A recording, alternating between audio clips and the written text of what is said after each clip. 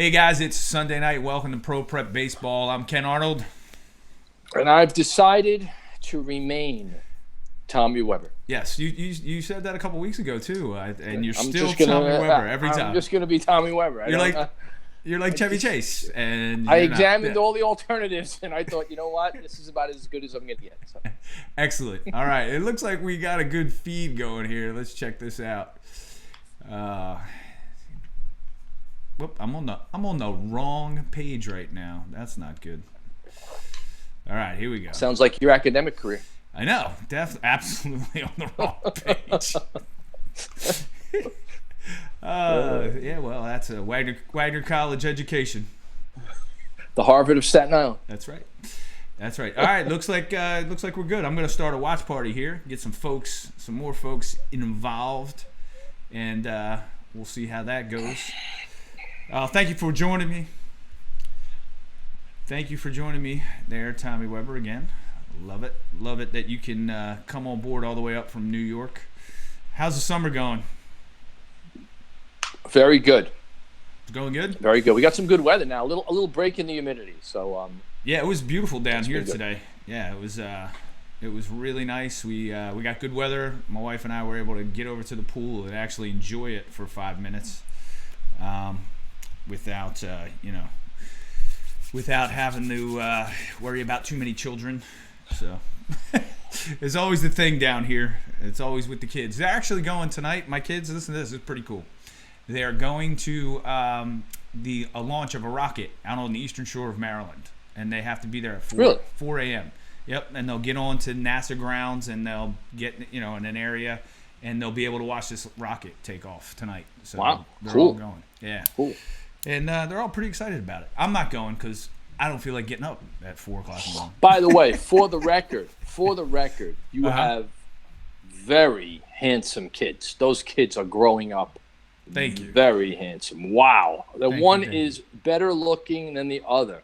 And none of them look like you. It's amazing. It's great. I know, it is amazing. Thank God they look really, like their mother. My right? goodness, those kids are beautiful. Well, God thank you, bless Kevin. them. Thank you. Yeah, we had last night Ryan Strong, the benefit. My oldest son, he played music. He opened the concert, and he did about 45-minute set. It was fantastic. So, yeah. And he did a great job, and they raised a lot of money for the Wellness House here in Annapolis. So it was really cool. So let's get into some baseball talk, man. Let's get into baseball talk. You've been watching games? You've been watching any of it going on? I hear New York is going crazy over the Mets. Tell me more about that. Yeah, they are. Yeah, hey, look, the Mets have made themselves relevant in August. And it's exciting if you're a Met fan. It's I still think the Mets missed the boat. I think that this run is a great run for them in the present tense, but for the long run, I think I think they still could have served themselves well by making some big trades and letting a couple of guys go and getting some really good prospects and a couple of major leaguers in return, and they would have been better off for the long haul. And you just have to hope if you're a Met fan now, you've basically taken all your chips and shoved them into the middle of the table. And if I were a poker player, I just would want a better hand. I would want to be holding better cards if I was going to go all in, which is what it seems like the Mets are doing now. Because if in 2 weeks the Mets are 7 games out of a playoff spot, the future doesn't bode well for them, given the manner in which they're currently constructed. And they will basically have held all their assets, which they're going to do anyway. Now it's too late to deal any of them. And they'll be a team with a lot of significant holes that didn't make the playoffs. So they now have to make the playoffs. There's just no two ways about it. It's really, it's really mandatory to make the playoffs. Otherwise, this will have been a really lost cause of a season. Do you think they've got enough juice to – because the wild card race in the National League is crowded. In the American League, not so much. You got the Rays, Indians, and the Twins. That's pretty much it. But in the National League, you got the Nats, the Mets, the Cards, the Brewers, and the D-backs are right there. The Phillies, too, but I don't think the Phillies have that chance. They're just not playing good ball. They've got bad leadership, and their pitching staff is really not that good. Even in Aaron Nola's is their pitching staff, and his last time out, he was terrible, and he got rocked. So, yeah, well, I don't think you they look have at a the chance. series. You look at the series against the Nationals, and if you're managing against Tommy Weber and not Davey Martinez, you lose 2 out of 3 because there's no way I take Steven Strasburg out of the game in the 8th inning when I have absolutely no bullpen and I have a lead. It's this, he's gone through the 7th. He's cruising. Steven Strasburg is your best alternative. He's better than anybody you have in the bullpen. I don't care if it's his 5th time through the lineup.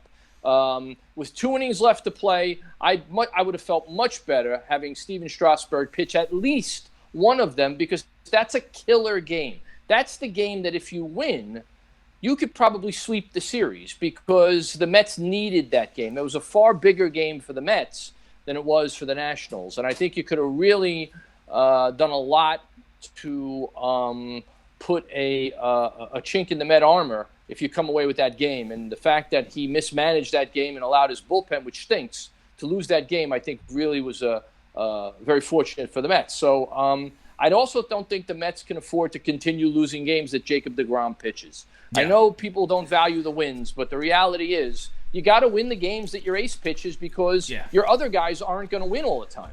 Yeah. So you've got to find a way to win when he pitches, and the Mets don't. Yeah, last time I looked, he was 7-7, I think it was. Yeah. And that means something. First of all, obviously, starters don't pitch long enough, so they don't win.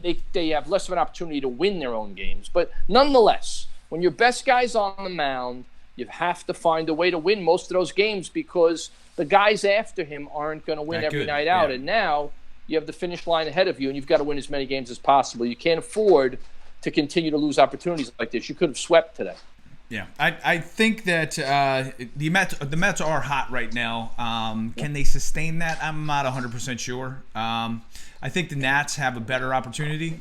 But again, I think the Nats are a better team. Yeah, but you said the manager. Better team now. Yeah. The manager is terrible. Yeah.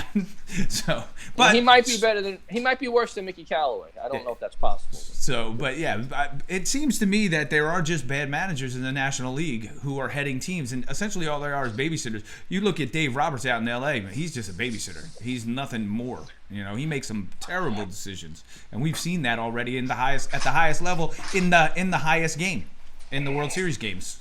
Over the last. Yeah, you really tend to see it when the games matter the most. The other thing is too, when you're starting to try to predict who's going to make this playoff run, the league has a lot of bad teams. It really is schedule dependent. Sure. I mean, the Met push began with 2 of the worst teams I've seen in a long time. The Pirates and the Marlins are 2 of the worst. The Baltimore Orioles are the worst team I've seen in a long time. But the Marlins and the Pirates are very, very close behind. They are 2 dreadful teams. So it really does help if you can be playing these weak sisters a lot down the stretch. You're going to pick up a lot of victories without trying very hard. Do you think that you look at the 3 leaders across the board in the American League? You got the Yankees, you have the Indians, and the Twins are tied at the Central, and then you have the Astros in the West. Do you think that anybody can? Because I really like the Astros. I like their pitching. I like the fact that they put the ball in play. They play good defense. Do you think that the Yankees, with all because they've been playing really well. They've been hitting the ball, and they've been putting the ball in play. And I think the reason why is because the guys that strike out the most for them have been on the DL for most of the season. Right. So, and they had a lot of guys step up and like LeMahieu and Torres and the Urshela. I mean, these guys are just putting the ball in play, and it's amazing what they're doing. Yeah, well, the Yankee story is really the story in baseball when you really think about it.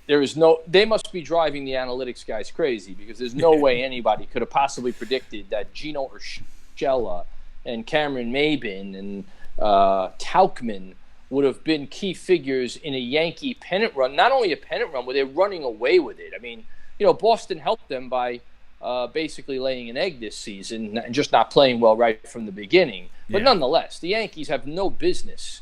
If at the beginning of the year you were going to tell people that the players the Yankees have had on the disabled list were going to be on the disabled list for this prolonged period of time, no one would have said they're going to be 8-10 games ahead of people in first place. No one. But having said that, I like Cleveland a lot. I like Cleveland for two reasons. I think Cleveland has really good starting pitching, and I think they have the best manager in the game. Oh yeah, and I think Francona's great.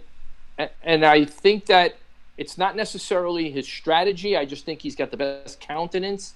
He he connects with his players in a unique way. He's tough when he needs to be. He holds his guys accountable. I really like the way he manages. So I think in a short series, we have basically 2 or 3 weeks where you get to try to win a World Series. I think that starting pitching and really good managing can get you over the hump. So if I were the Yankees, look, the Astros you have to like, because they're the Astros. But I would not sleep on the Cleveland Indians. I really like Cleveland, and they have probably my favorite player in the game in Lindor. I love him. Yeah. What do you think about how Francona handled the pitcher who threw the ball over the center field fence? I thought the way he handled it was. I love how the Indians handled that. They buried Trevor Bauer. They sent him to Siberia.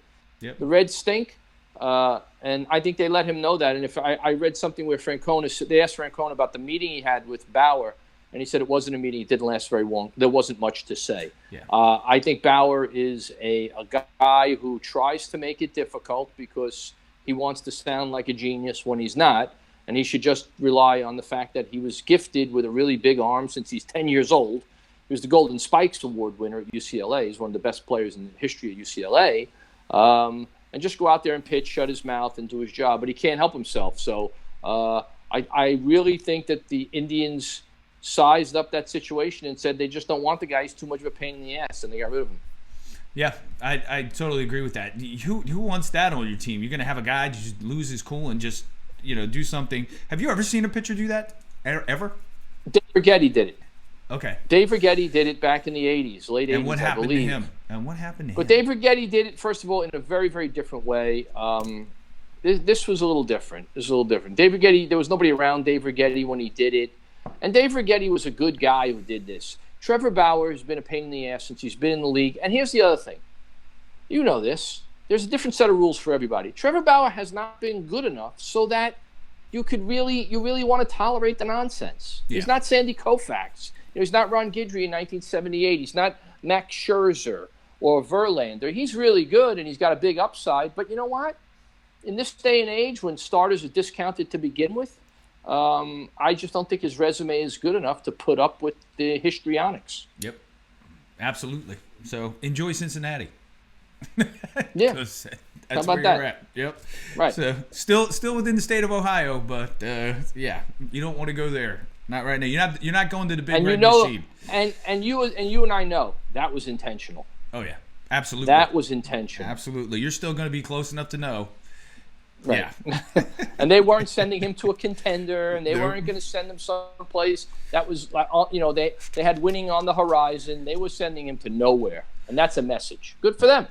Yeah. So what do you think about the National League? Do you think they have enough firepower to beat the American League in the World Series this year? As far as you got the Braves, who I think are a really good team. The Braves. I love the Braves. Yes. I think they're a really good team. The Cubs, I don't think are a really good team, but they play in a weak division right now. I think it's a weak division. And then you've got the Dodgers out west, and the Dodgers are just running away with that. The Dodgers in a 7-game series would be tough with the pitching that they have. They really would. And they put the ball in play. And, they can score runs in bunches. So I think the Dodgers are tough to beat. So Weber froze up on me. Let me bring him back in. And then we'll start this conversation again. All right, I got you. Yep, I got you. I lost you for a second. I love teams with energy. I think the Braves have a lot of energy. And when you have that kind of energy and enthusiasm and guys who are that good, they have a lot of really good players. Yeah.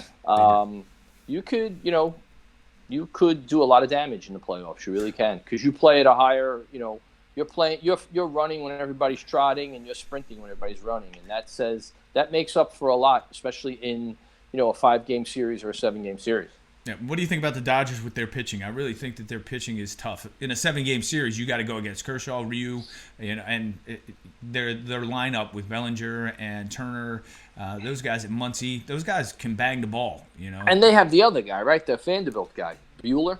Don't they Yep. have him? Mhm. Oh my God, that guy's good too. So, yeah. Hey, look, starting pitching again. Yeah. Now you see what's really valuable. Why it's really valuable in baseball to have a guy who can give you some length and shut teams down. You could jerry rig it all you like, openers, closers, and every other thing. The bottom line is you got to get 27 outs, and if one guy can get 21 of those outs or 22 of those outs, he's very, very valuable. Yeah, Ryu today pitched another gem, and that guy is a beast at the plate. He's huge. Oh my God, he can hit. Yep. You sit there and watch him, you're like, oh. That's why moly. I don't. That's why I love not having the DH, because there are pitchers who can hit, and if you didn't have the DH, pitchers would be better hitters. Yeah, they would, because they would have to actually practice that. That's right. That's right. Yeah, and then you would start to see pitchers who have like 250 averages, and not 046 or whatever it is. No doubt. No doubt. So, what did you think about the Chris Davis tantrum in the dugout the other night? You think? I think the Orioles are gonna part ways with him at the end of the season. I would really think imagine they that do. there's talks in the works to do something, but I don't really know what that something is. That, look, I think they've given Chris Davis more than enough rope. Yes. They're in a terrible situation. They put themselves in a terrible situation. They really have. I mean, you cashed your lot with a guy. I guess they drank the Kool-Aid and they paid the heaviest price for it. They wanted the long ball. He seduced them basically with a year in which he hit 40 homers, but still, he still strikes out over 200 times. I don't know what you think the value of that is. And he's a guy that can hit 190, and now he can't even hit 190. I guess now you go to his agent and ask how much it's going to cost to buy him out. I don't know how. That's got to be a really difficult conversation to have. Yeah, I think they just have to bite the bullet on it and do it. Outright release him? Yeah, I would. And put somebody in his place that's going to put up some numbers. You can't get better if you have to have that guy in your lineup. He's an out. He's an out every time. It's not, No, you're playing with 8. You play with 8 players. You're playing with 8 guys. You're right. No question about it. And no question about it. You can't play Major League Baseball with 8 guys. Sorry, can't do it. You need to have 9 guys in the lineup that have a chance to put the ball in play. He is the poster child for why you should never, ever, I don't care who it is, give a guy a contract like that. Yeah, and I really think the Phillies giving Brett Harper, hasn't done anything really.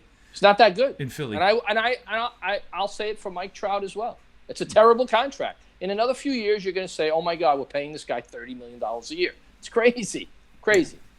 And you're paying guys. This is my DeGrom argument. It's my Mike Trout argument. Mike Trout has no value to the Angels.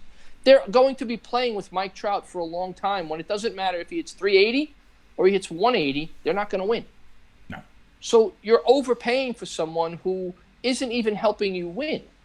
Do you think you'd be better off? Do you think it's to draw people in? Do you think it's to draw people in though? To put I don't know. in the seats? I'm told by people who should know better that there are no draws in baseball. Mm-hmm. There are no players in baseball who, when they go to another field, another stadium, the attendance rises by any great degree. Yeah, not like a Joe DiMaggio, not like a Mickey Mantle. Right. Well, not even like, Randy Johnson or Nolan Ryan. Mm-hmm. Nolan Ryan, you came in, you filled the ballpark. I mean, if you were a bad team, when Nolan Ryan came to your field and he was going to pitch, he came to your town, Shea Stadium, the Mets stunk. Nolan Ryan was pitching, you had 40,000 people in the ballpark. Those days are over. There just aren't those guys anymore for whatever reason. I'm not really sure what that reason is. But Mike Trout does not fall into that category either. I would love to see Aaron Judge play one time. I just want to see how big he is in person on the field. Just one time, right? That's all I need. I don't need to see him every time he comes to town, but I would like to see him play one time. He's a behemoth. I mean, he's just ridiculous. But, I think that Chris Davis is an example of what all ownership should never do. And that is, look, you want to give a guy a 5-year deal, it's one thing. You start extending 8-10 years. I mean, especially when a guy's not 19. If the guy's 19, you want to give it to one of those kids on Atlanta, fine. I'll buy your youth, but I won't buy your baseball middle age. I'm not in the market for that. I don't care if you're Mike Trout. Yeah, or Bryce Harper, or like that. Pujols, or Prince Fielder, or Ken Griffey Jr. I could go on and on and on and on, and a litany of players who Robinson Cano, who teams have invested. Oh, that was a terrible contract. Ooh. Yeah. Best thing the Yankees ever did was not signing him.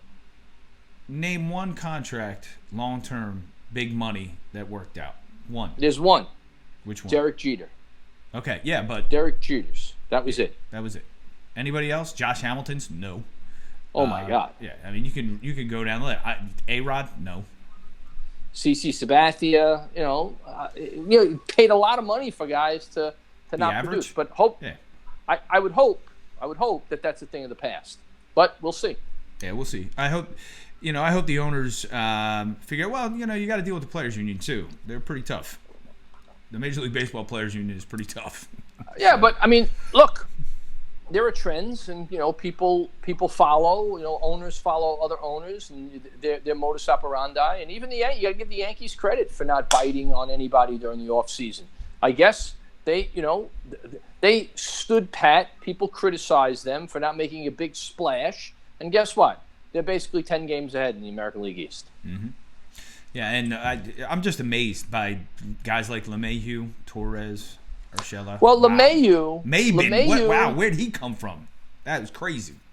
Yeah, Maybin's. I mean, that's just an infectious kind of thing that happens, as you know, when your team gets hot. And, everybody's on the same page, and everybody's hugging and kissing now. Look, winning cures a lot of ills. It does. And losing creates a lot of ills. All of a sudden you start sniping at one another. I don't like the fact that you're sitting next to me on the plane. You ate my hamburger. Everything becomes a problem. When you're winning, it's a love fest. Yeah, I thought you were going to say, I really did, losing is a disease. Like syphilis. I swear to God, I thought you were going to say that. I was like, here it comes. Here it comes. My stuff is original. Most of my stuff. All right. I thought you were going to do it. You know how it is.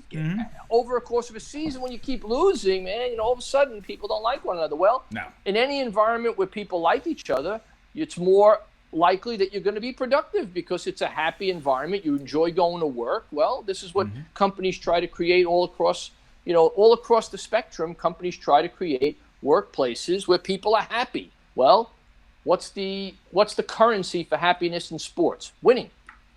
Absolutely. Let's go. And you can't have teams like the '69 Mets, or even though they didn't win the World Series in '93, the Phillies. That was a special team. They were having a lot of fun. It wasn't a great team. They didn't have the '89 Orioles. The '89 Orioles that almost won. Yeah, I mean those kinds of teams, the Miracle Mets and the Cardiac Kids, the Phillies back in the day. That's because they got hot. They didn't have fantastic superstar players, but they played together and they were having fun and they were winning. So they found ways to win. So you're right. All right, hey, let's talk about this real quick. What do you think it is? You think the ball's too hard? All these home runs being hit? Oh, it's a different ball. There's no doubt about it. And I hear it from everybody. It's almost universally accepted that the ball is a different ball than it was. There's no doubt. I think Cameron Maybin has like 20 home runs in his career. He's got like 16 this year. Yeah. And also the real proof is this is the first year they used the big league ball in AAA, and home runs in AAA are up like 70%. Yeah. So can I give you a rundown of some numbers real quick? Just sure. The Twins are on pace to break the record set by the Yankees last year, which was 267. But they're on pace to set it by September 3rd. So just after Labor Day. Right. A month left in the season. Yes, a month left in the season. Boom. They'll still have to like obliterate the record. Which probably will be broken again next year if they continue with the types of swings, and they'll probably move a couple more fences in. Well, the proliferation of home runs dispels one of baseball's center tenets, which is that people like to see the home run. There've never been more home runs hit, and baseball has never struggled more to have people come to the ballpark and the ratings are lower. So there's not necessarily an equation that links the proliferation of home runs with an increase in interest in the game. That does not exist. So it's like they sold their soul to the home run devil, and I don't really know how they're going to remedy this. No. Well, I do know how they can. I know how they can, but I don't know that they're going to be willing to. If they keep doubling down on the home run, and its importance, I don't know what's next. Move the mound back to 80 feet. So that well, they're already testing that one, and you steal first base, right? So here we go. So stupid. So the league overall is on pace to hit 6,591 home runs. The current record is 6,105 for Major League Baseball total over a season. So that's an 8% increase. That is absolutely crushing a record. That's ridiculous. If 8% is freaking awesome. No, you can't attribute that to players being bigger. They don't get bigger in 1 year. People don't evolve over a year. You can't attribute that to players being better. They don't get better over a year. All of the standby excuses that everyone has for the bloating of the game, if you will, has always been attributed to the standby pat answer. Well, the players weren't as good. Well, when weren't the players as good? Was Dave Winfield not good enough to play today? Was Kirby Puckett and Mike Schmidt and all? It's an absurd argument. The reality is, what you're doing is you're rigging the game so as to produce more home runs. Yeah. And that includes, but not limited to, the shrinking of the ballpark, which is the thing that nobody talks about. The ballparks are tiny. So if the players are hitting it further, supposedly, which they're really not, and they're stronger and all that stuff, why would you shrink the ballpark? It should be the opposite. The ballpark should be bigger. Yeah. Then you would keep home runs in line. And you would have more action occurring in a game. Right. Right. You'd actually have a triple once in a while. Yeah, and they were talking about this too today. On the I was watching the Dodgers and the Diamondbacks, and Hershiser was talking about how the strikeouts are up as well, and guys, that's just how they are taught. Guys come up now, there is no, and then they started talking about 1968, the year of the pitcher, and then the next season they lowered the mound, because now the ball was going to be more on plane with the hitter's bat. And yet, did they ever raise the mound back up, Tommy? No, from 15 to 10 inches. When you really think about it, imagine if the mound was 5 inches higher, what an advantage that would give to the pitcher, which is something that they really should look into. Why not? Well, strikeouts are up, right, across the league. You're having a lot of guys on teams striking out 200 times a year. And in the Yankees case, you got if they were healthy, they weren't this year. Judge, Stanton, and Sanchez would all potentially strike out 200 times a year. That's 600 strikeouts right there. Yep. So that's a lot. It's to me, that's just craziness. And you know what I saw today too, and I'll just run this by you really quick. In the Dodgers D-backs game, there was a shift on, and there was a ball hit right at the normal second base position. But because they were in the shift, they couldn't turn the double play. Yeah, the double play is the hardest thing. If you ask any player, all my minor league guys, I talked to them a lot about this. Yeah. I said, what's the hardest thing? Because, I don't know about you, if we're playing shortstop, I would feel uncomfortable playing directly behind the pitcher. Imagine, just think about this. You have the pitcher and then you have the bag. It's a really odd look. And then I said, aren't there times when you kind of almost, you don't know, you almost collide? And he said, yeah. And then they all say the hardest thing is the double play. Like you're just, you played 22 years or whatever, 20 years of your life playing it one way. And now the ball's coming at you from like a different angle and you're in a different spot. And it's just very different. That becomes a really difficult thing to negotiate. Yeah, and my point is if they would have been in a regular defense or close to the regular defense, they would have turned that double play instead of having a guy on first base with 2 outs and the next guy comes up and hits a home run and it's a 2-run. You would have been out of the inning if you would have been in a more conventional. We've always shifted. It's always been the other way. pull on the ground, the other way in the air. I get that, but I'm like you. I just don't know if I'm sold on the extreme shifts. On the benefit. What I don't get is sometimes you have the third baseman literally playing on the line. Well, he's guarding foul territory. I don't understand that. Well, this shift was the shortstop was on the shortstop side of the bag, but they moved the third baseman over to just slightly at second with a man on first base, right? There was nobody over by third base. And then the second baseman was back in the right field. And the ball was hit to the third baseman who gave a backhand feed. It should have been, if they were in a more conventional defense, it should have been a double play. Should have been turned easily. It was hit hard enough, but because the third baseman was so far back, he got the ball, and by the time he backhanded and flipped it to the shortstop had no chance of throwing the guy out at first base. I would just be more inclined, and I'm a context guy, I would pick my spots. There were certain hitters I would do that with. Right. I understand all of this, and it's valid, but it's the dispatch with which everyone has drank this Kool-Aid in such volumes. It's as if they've forgotten anything that existed beforehand, and now this is the new religion. And to me, that just doesn't pass my smell test, and that's how I see things. I understand the science. I get it. I understand the numbers, but sometimes if you're a gambler, you do the unconventional because you got a feeling or a sense of where you are in the game, and I just think that's always a better option. But that's certainly not. Baseball. It's a groupthink game. If one guy does it, everybody's going to do it. Can I add another thing that I recognize? I went to a minor league game recently, Double-A. Went to see the Orioles Double-A team play. And they didn't shift at all. I didn't see one. I see less shifting. Yeah, I see less shifting in the minor leagues. But much less shifting. If you're going to do it at the major league level, wouldn't you think that you would do it at the minor league level as well? Yeah. So you get used to it? I see much less. So you know what I mean? I'll say this. I see, and this is with Houston. When I go down there, it's like, they're crazy. They're the hook, line, and sinker into all the data. But I see much less extreme shifting. Mm-hmm. Much less extreme shifting.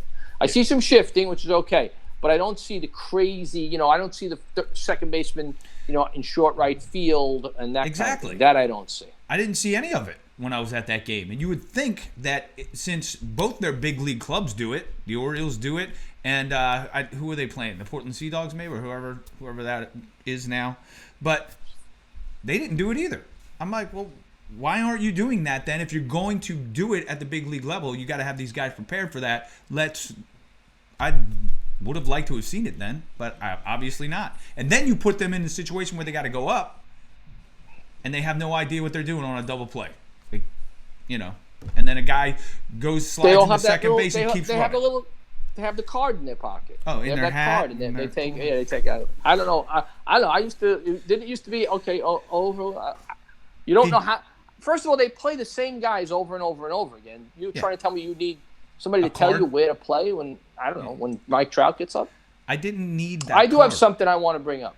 Go ahead. Yeah. Let's get to that. So I saw Mason Fioli, who's the Team USA guy, a tremendous player, and he said something today on Twitter that I really identified with, and he said, "This is why I hate Little League," and he said that after a home run, the pitcher tips his hat to the guy that just hit the home run. I thought that was just the Japanese team that did that. And the opposition high fives you on your way around the bases. Okay. And I had seen that before. Seen that before. It's not just the Japanese team. Oh, okay. It's this crazy sportsmanship lunacy that people think that that's sporting somehow, when in fact it's really not. It's not sportsmanship to congratulate somebody who's defeating you. It's a competition. The most sporting thing that you could do is give the guy your best effort, and they give you their best effort, and that's sportsmanship. But this, you don't need to high five the push. You're high fiving the guy who's going to, he's beating you for the. I just, what is happening to us? I don't get it. But I must say this: even at the amateur level, even in college, they are handshake obsessed. like this is something I used to say even in the Cape Cod League. It is absolutely, in my opinion, inane and sophomoric, is that after a game, the coaches go directly to each other and shake each other's hands while the players are still on the field. Like, I want to shake my player's hand. I don't want to shake the other coach. You know what? Before the game during BP, I'll say, hey, how you doing? That's more than enough. That's it. But I don't need to say anything else. I want to congratulate my players after the game. And, you take your players and go home, get on the bus, and go to the next place. And that's fine. But, no, you watch a college game or you watch a Cape game, the coaches, walk towards each other and congratulate and shake hands while the players are still on the field, shaking their hand. I don't get it. I don't want to shake the other coach's hand. I'd prefer not to, but in, certain situations, especially the youth level, they expect us to do that. That's after fine. the game, we have to. Everybody lines up on the lines, and we have to walk through, and But you should congratulate your own team first. Yeah. So I would love to, but that's not how it works. That's the tradition has become. Now you're shaking hands. My players, who shakes hands with the home plate umpire? They shake hands with the third base umpire. Then you shake hands with the first base. I'm like, what? He's not on. Look, I don't have a problem. Why are you shaking his hand? I don't have a problem with good sportsmanship and teaching kids how to, respect their opponent. But that's the thing. It's a respect. It's a respect. What is the definition of sportsmanship? Yeah, it's not a, you just hit a home run off of me in a crucial situation. I'm tipping my hat to that. That's not sportsmanship. I'm not going to say anything. I'm going to be mad at myself, but I'm not going to go, hey, good job, buddy. No. Not in a competitive sense. Now, if we're playing on the playground on the weekend, and a guy hits a home run off of me, I'd be like, all right, you got me. Yeah, you got me. But in an organized competitive event, no, I wouldn't do that. And I wouldn't expect my players to do that either. I wouldn't, After the game, they want to congratulate somebody, they want to talk to them, and they do it. So that's fine. I don't care. The first time I ever saw this, I was managing in the ACBL, and we were down in Allentown. I'll never forget this. And my catcher, the first inning, goes out and he shakes the umpire's hand. So he came in. I said, "What are you doing?" I said, "Why are you shaking his hand?"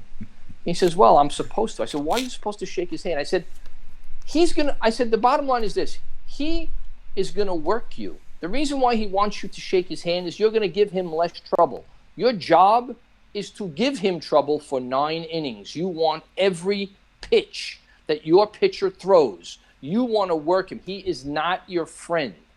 Oh, really? Yes. So then I told him that if he does that again, I'm punching him in his face. And you're going to get punched in the face. And you're going to get punched in the face.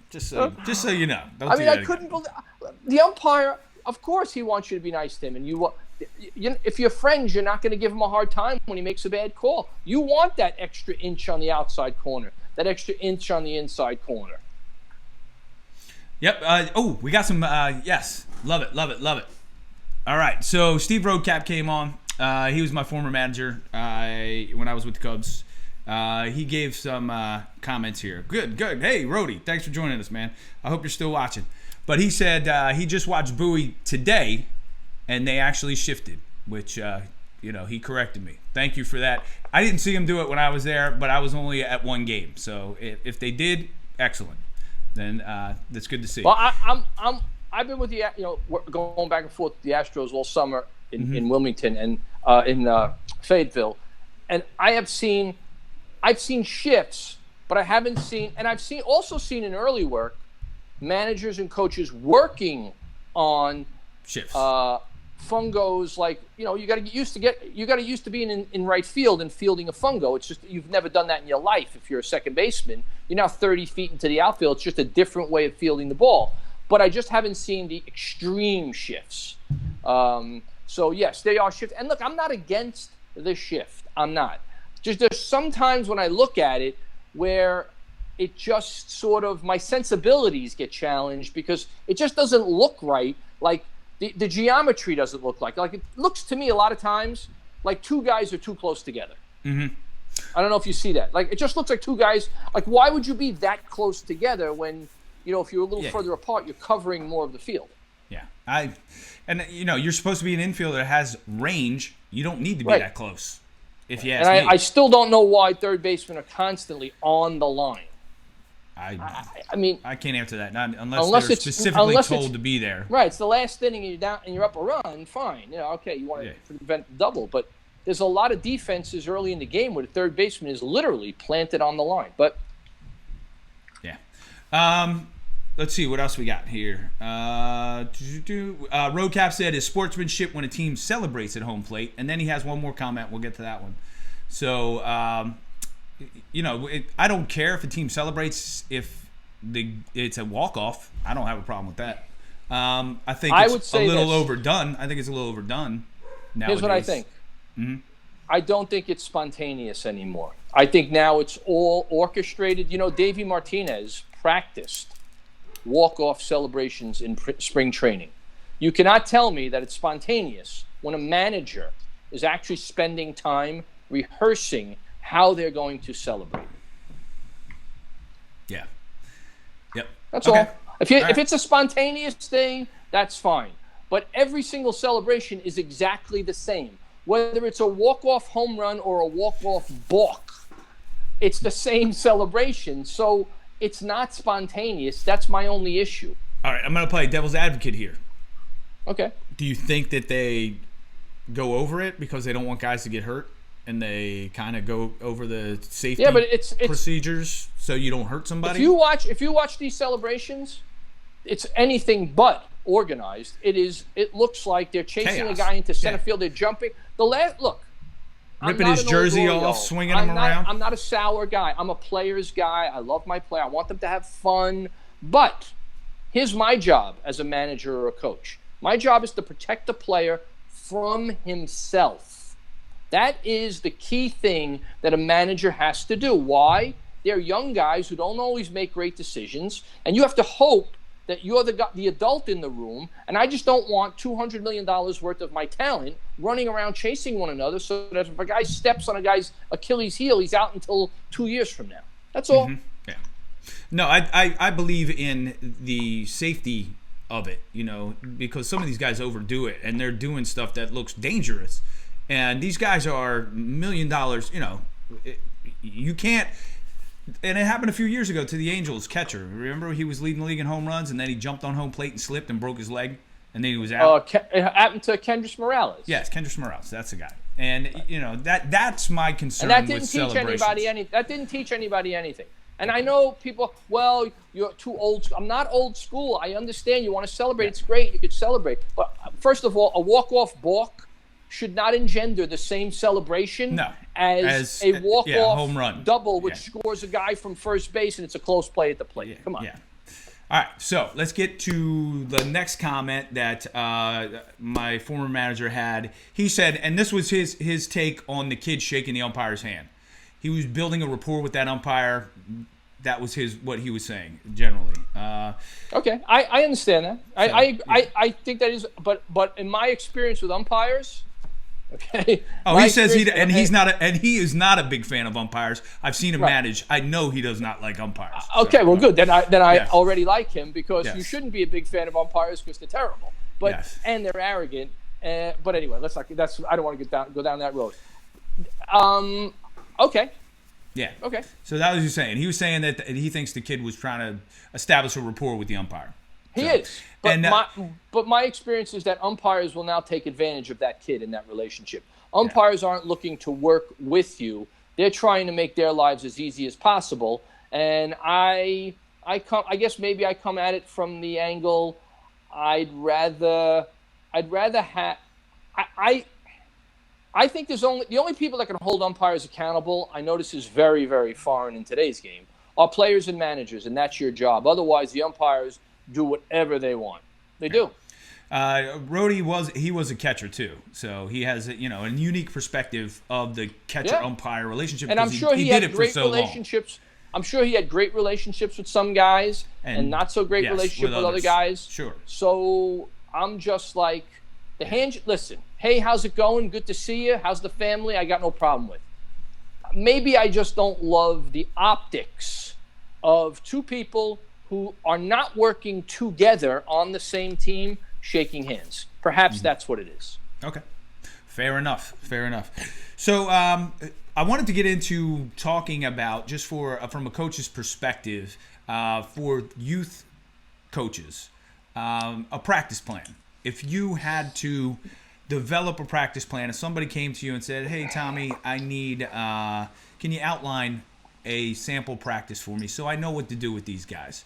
Could you give me a short rundown, a short outline of how you would do your daily routine, how you would go about it? Well, I don't know what I would do specifically because it's all contingent upon how many kids, what your resources are, what kind of field you have, how many people do you have who could hit fungos. And obviously a lot of people have a one-man operation where it's one coach and maybe one dad or whatever. But obviously the more bodies you have, the more work you could get in. The more guys you have who could hit fungos and throw and do the things that you need to do will keep guys moving. And I can categorize a workout in one word, and that is movement. You have to be moving. There is no substitute in any workout, in any practice plan, for having lots of guys in motion. However you do that, that's the key. The minute the energy starts to wane, the work you're getting in starts to really plummet. You're really starting to waste your time. You reach that point of diminishing return very quickly. Kids are interested when there's motion, when there's high energy, and when they're getting tired. What kids hate the most is boredom. Yeah, standing around doing nothing. Right. So I hate that. So, when I go up to the baseball field and I do my practices, and I really don't have a lot of time to look at other fields to see what's going on around me because I'm engrossed in what we're doing, and I'm trying to live by that creed of keep them moving, one to the next, get them a break of water for 2 seconds, boom. So during those breaks, when I'm looking over at the other field and I see an outfield full of kids that are just standing there like this with their arms crossed, that tells me that they're not getting enough out of why they're there. And as well as I do, the time you have with your players is super limited. It may seem like it's a lot. It's not. It is not. 2 hours goes by really fast. And so one of my credos as a coach and as a manager is it's really all about how you use your time. Because one thing you can't create, you can be the smartest guy in the world, you can't create more time, right? You can't. So I think you learn as much based on what you don't want to do as what you do want to do. So here's my rule. I would never have an inter-squad game. Never. It's a waste of time. In an inter-squad game, 3 people are moving. The hitter, the catcher, and the pitcher. Everyone else is standing around. And it takes forever. You just don't get any bang for your buck. If you've got 2 hours and you play an inter-squad game, you are going to have guys in the outfield. The ball's not going to get hit. If you could get 3 or 4 dads who could just underhand roll balls and teach them some drills, you don't have to have baseball experts. All you have to have are good people who are cooperative and willing to work, because it's not rocket science. It really isn't, especially with younger players, because they really only need to know, they have to learn how to throw on the run, throw from the side, how to, field a bunt if you're a catcher, how to put the ball in play if you're a hitter, how to throw strikes if you're a pitcher. So really, if you could just incorporate a bunch of drills that keep them moving and constantly remind them that that's what they're supposed to do, your workouts are going to be great. And you're going to have, I believe the golden hour is 1 hour and 40 minutes. Even with classes, kids start to really zone out after about 1 hour and a half. If you could get 1 hour and 40 minutes, you could do a lot of work in that period of time. Yeah, most of my practices go from 6 to 7:45. That's where I cut it off at that. And then I do extra work with guys after that. Individual for 15, work. 20. And I'll take a kid off to the side and say, we're going to work on this tonight. Let's do this. And but here's a question, Tommy. I think the thing we did best in the Cape, and I really do, and our guys talk about it all the time, is how we organized early work. Yeah. That was like my thing. I loved it because that's how I was as a player. Mm-hmm. And as you know, as a coach, I loved getting the work in. Yeah. Let's get the work in. It's all about, come on, let's go. You got your flat glove, you got your small glove, barehanded on your knees, fungos, pepper. Let's go. Yeah, I love doing early work. Get into the Great. field early, get out, get 100 ground balls before we started batting practice, regular Yep. batting practice, where I would take another 100 ground balls if I could. Yep. Yep. So, Yep. but here's a question, Tommy. I'm going to throw this out there to you, and you spoke about it. You don't like inter squad games, but how do you prepare your hitters to see live pitching? Do you play another team then? And do scrimmage games that way. If you have the guys, the numbers to do an inter squad, and you have a handful of guys that can hit. How would you explain that to a parent who's like, these guys need to see live pitching? What would you say? What would be the response here? Because they have to see live pitching, no, before they get into a game situation. So I would. I mean, you could incorporate live pitching. That could be after your hour and a half. You could basically stand out at the mound at 40 feet, put the screen in front of you, and you could be the live pitching. I mean, it's not really live pitching. It's amped up pitching because you don't have enough time for them to face live pitching. Because the reality is, think about this. You could spend 2 hours, right, on an inter-squad game with all live pitching. What if a guy strikes out, walks, and hits a ground ball? He may have swung the bat twice. I'm not so sure. I understand that term, live pitching. But in the pro game, we could do it because everybody is a pro. Everybody's going to be around the plate. Everybody's going to be, moving in and out. At the amateur game, I'm just not sure how important live pitching is with 13-year-olds because you could be the live pitcher. And you're a much more proficient pitcher. And you could just have guys, you could actually take a bucket of balls. You want to do live pitching? You take a bucket of balls, you're the guy, put them on behind the screen, get a catcher or no catcher, and have guys just line up with their helmets and take at-bats against you. That's live pitching. I'm glad you said all of that because that's exactly what I do at the end of our. I don't like doing inter-squad games at all, just for the reasons that you named. What if your pitcher loses the plate? Yeah, you can't find the plate. Now none of my pitchers can throw the ball over the walking. plate. Yeah, none of my pitchers can throw the ball over the plate anyway at this age. Right. So, but I do see people doing inter-squad games, and what I see is, just like you said, I get out there, I put the screen up, and I'm the pitcher now. Boom, you hit it off the screen, and you hit it hard off the screen. That's a hit. I'll take it, right? But everything else, the rest of my defense is now moving and doing something as opposed to just standing there waiting for the pitcher to throw a strike. I can at least be around the strike zone and the kids are going to swing the bat instead of sitting up there doing nothing. We do it with our hitters all the time. You play a game, you attribute points to each hit. Yeah, now all of a sudden, now they're amped up. Now it's a competition. Wow, I don't want to. They like that. I want to get no points. It increases the risk. It stimulates a game. Look, here's what I always said about inter-squad. It's not a game unless it's a game. I'm sorry. I've played in them, managed, coached, watched. It's not a game unless it's a game. I believe simulating games at the amateur level is almost impossible. It's almost impossible. You just can't because it's not a game. All right, so let me give you a rundown of how I would design a practice plan, just a sample of what I would do. First thing I would do when we get there is we do an active warm-up, and what that is no more than 10 minutes of just letting the kids do a little bit of running around just to get loose. Then immediately we go right into our throwing program.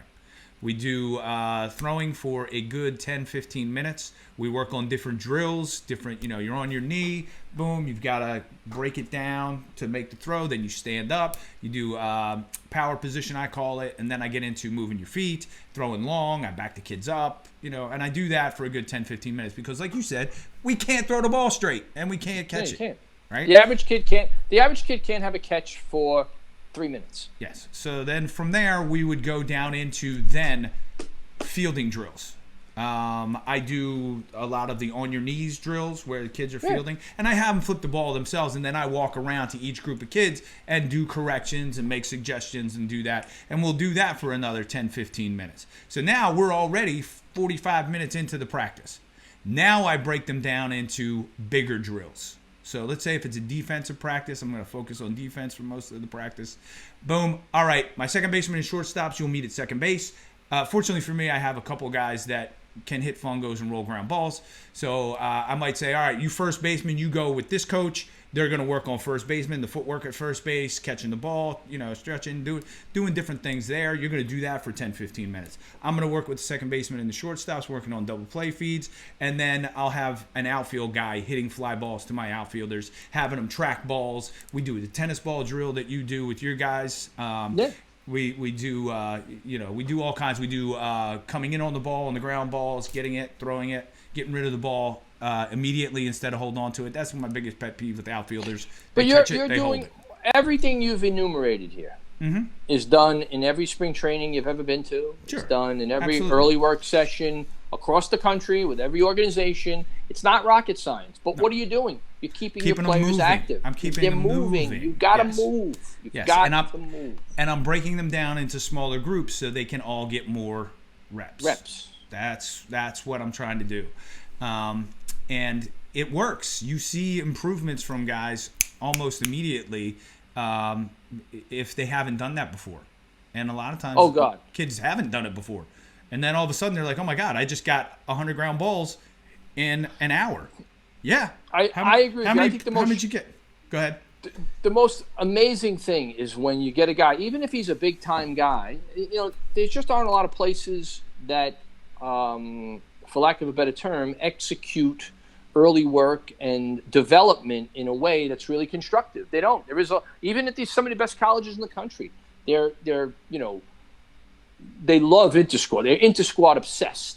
Yeah. And then they and then they do first and third and bunt defenses, which to me is another waste of time because again, if you don't have the requisite skills, if you can't catch and throw the ball on the move from different angles, if you don't know how to get around the ball when you're fielding, you could have all these plays. They're not going to work because your players can't catch and throw the ball.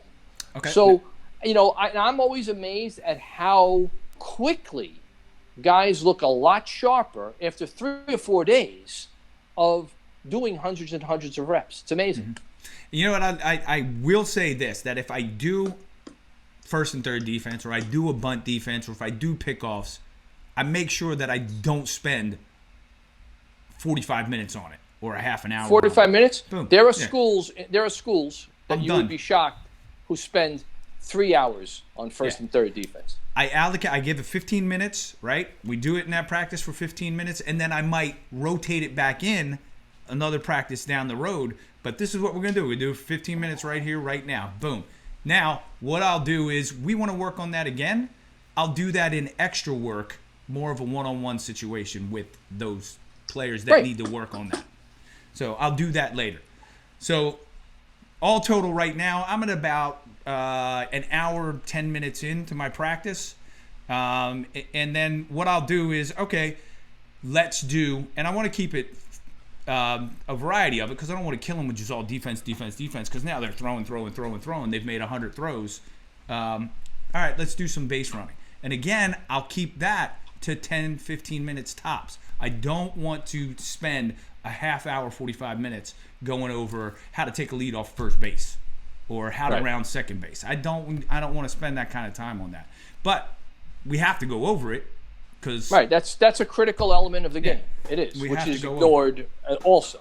Yeah, it is ignored. It is ignored because you'll still see guys when they run first base, they'll stop at first base at the age of 13. How do you not know when you hit a ground ball? That's a part of the game where your players, if they're a lot better than the other team, that now becomes a big offensive weapon. Base running. Absolutely. You could score 3 or 4 runs because you're just a better base running team because you're beating the other team to the punch constantly. Now all of a sudden, their head's exploding because you're running all over the place. You're putting pressure on the defense to make them do things that they're not used to.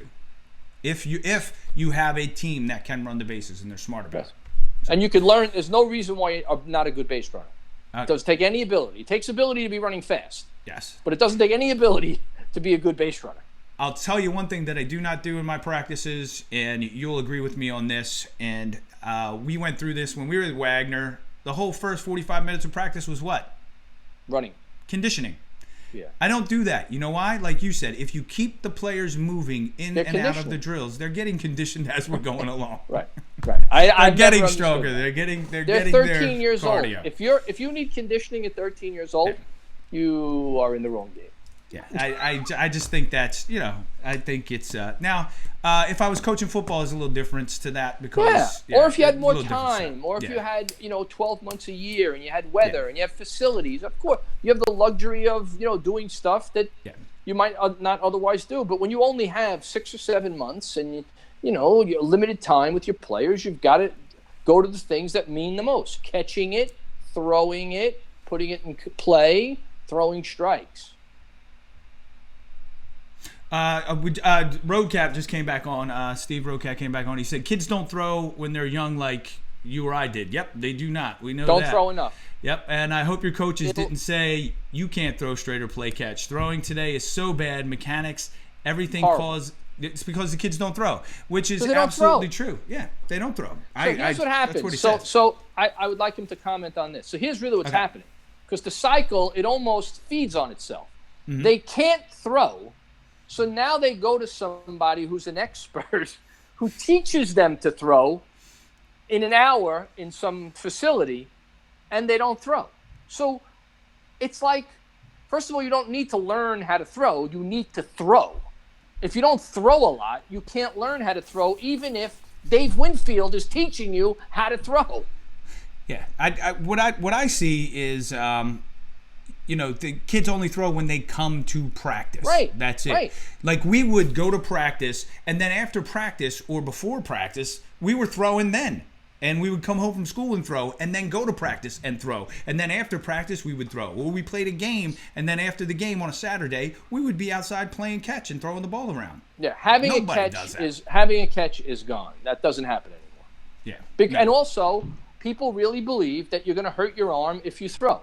I have parents tell me all the time, I think he throws too much. I say, throw too much? He plays like 4 months a year. How could he possibly throw too much? Yeah. He should be throwing 6 hours. He can throw for the next 100 years at 4 months. 4 months a year. He's not going to hurt his arm. This obsession with hurting your arm is really hurting players. I'm sorry, it is. Yeah. No, I agree that kids just don't do it. How many times, Tommy, have you? Well, you live in the city, so it's a little bit different. But coming through my neighborhood, or it's kind of like a neighborhood I grew up in. How many times have I had to stop to wait for kids to clear out of the street because they were playing catch? Never. No more. Ever. It doesn't happen anymore. You could fire napalm down the street. Nobody's going to get hurt. Nobody's out in the street. But that's it. But still, even so, we as the stewards of the game, right? We're the people that people look to us. Whether you're a coach, a parent, whatever you are, you don't have to be an expert, should be encouraging play, should be encouraging throwing, not protecting your kid from throwing. Are you sure he's throwing? He's throwing a little bit too much. What? Man. Jim Cott said it best. It'll rust out before it wears out. You want the kid, because then they'll come to you and say, well, he's not throwing hard enough, or well, he needs to get outside and throw. That's how you develop throwing harder. He needs to play long toss. He needs to do things that will increase his arm strength. Keeping him from throwing isn't going to make his arm stronger. You can't adapt. Your body will adapt to. Well, they're all. You know what it is? They're saving it for that one throw they want to make in like a showcase or a tryout, where they fire it as hard as they can, and some moron has a gun and he's like this.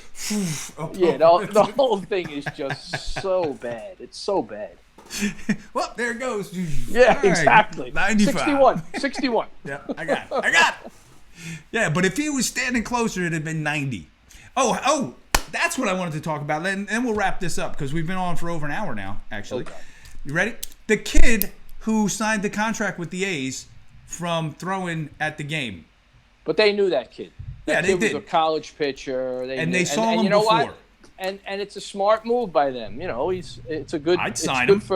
It's good for publicity, and it was a good move by the A's. And good luck to the kid. Good luck to the kid. Yeah, good luck to him. And if it pans out, the guy throws 94, 95, and it pans out, he gets people out.